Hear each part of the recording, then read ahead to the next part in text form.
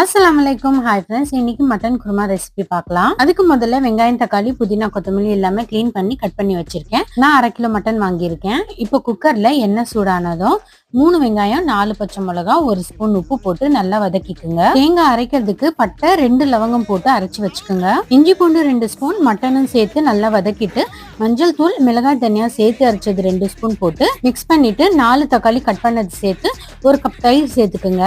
அரைச்ச தேங்காய் பேஸ்டும் போட்டு ஜார்ல கொஞ்சமா தண்ணி போட்டு அந்த தண்ணியும் சேர்த்துட்டு மட்டனை நல்லா மிக்ஸ் பண்ணிட்டு புதினா, கொத்தமல்லி ஒரு கைப்பிடி போட்டு குழம்பு கொஞ்சம் திக்னஸா இருக்கு, 1 கிளாஸ் தண்ணி போட்டுக்கலாம். இப்போ குக்கர் மூடி 5 விசில் ப்ரெஷர் குக் பண்றதுக்கு வச்சுட்டு ப்ரெஷர் போன பிறகு எடுத்து பாருங்க. சூப்பரான மட்டன் குருமா ரெடி. இந்த மாதிரி ஈஸியான மெத்தட்ல செஞ்சு பாருங்க.